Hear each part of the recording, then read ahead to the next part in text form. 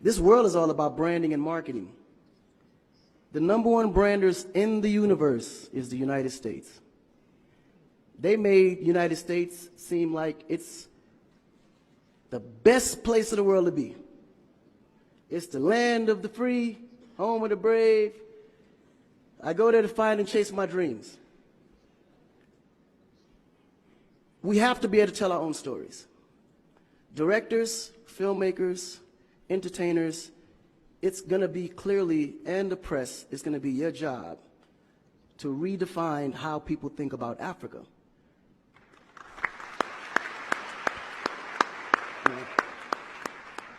Because you're here, you see what's going on. You clearly can see in a vivid picture the good, the bad, and the ugly.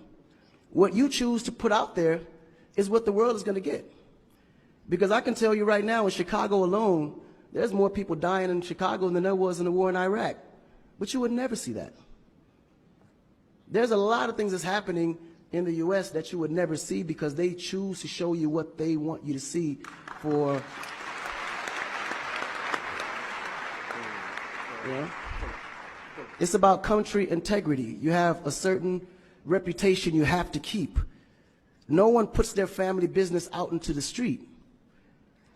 One of the problems we have in Africa is that when something happens, the press is quick to put out negative energy and quick to put out a negative story.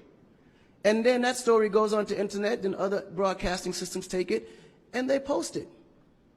So when you look at places like Kenya, for instance, that I know of, maybe what, 2 terrorist attacks? But it was everywhere. So now people was afraid to go to Kenya because somebody shot up the mall. But then when you look online, there was over 25,000 attacks in the U.S., but you only knew about maybe 5 or 6. So we have to really rebrand. And then when you look at how the world perceives Africa, they're right. You know, you see zebras, lions, tigers, bears. Oh my. You get to the point where you think Africa's just a big jungle. The images that they're showing of Africa is historical images. This is way before civilization. This is when they were still, you know, battling with spears, like times of Shaka Zulu. No, I'm serious. But then when you look at the U.S., they're showing Superman, Batman, you know? Where is our Superman? Where is our, like, Shaka Zulu should be a superhero today. Really. So we have to tell our own stories. I mean, even Jesus is white. And you believe it. But it's okay because how you were framed, if you taught something from the day you were born, and your mother taught you that, your father taught you that, it's real. You never look at your mom and your dad as liars. But their mother and father taught them the same thing because that's the kind of history that's put out for them to believe. Our history books in the U.S. is all white American history, culture that's been borrowed from other nations. But Africa have to teach the same history of our ancestors, the great things that they have accomplished. You know? And it's going to be the jobs of directors like yourself, filmmakers like yourself, to narrate that story. How do we want to be perceived? How do we want that story to be narrated to the rest of the world? This younger generation, we kind of figured it out. Because now, when you look at hip-hop in America, every rapper is rich. Gold chains, Bentleys, nice girls by the pool with bathing suits in his big mansion. And then, when the video's over, they get on their phone and call an Uber. They don't even come in the Bentley that you just saw in the TV. But you go to Nigeria, we got Wizkid, Davido, P-Square, all these guys driving a Bentley, Mercedes. They actually own those cars. That's the difference. But if we don't translate that, they will never know. They think we're going to leave the shoot and go home on a horse or a zebra. Because that's what they know.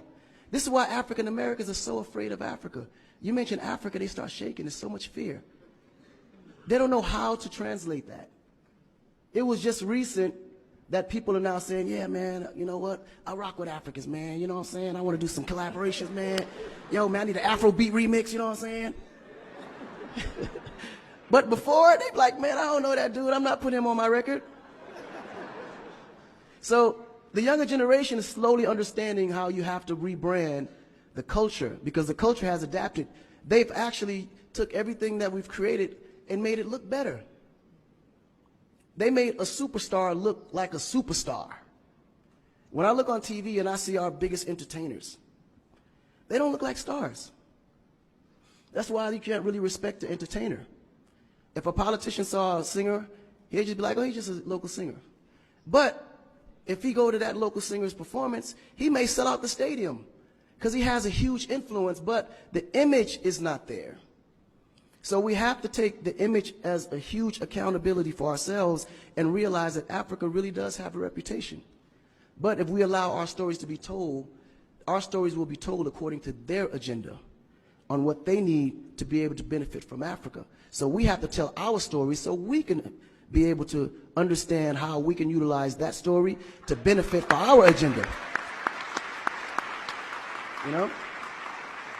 So in closing, this job is for the entertainers, the filmmakers, the reporters, and anyone that creates content. We have to rebrand. And we have to rebrand it in the way that we see it and tell the story to where they can understand it, feel comfortable, and want to come here and invest.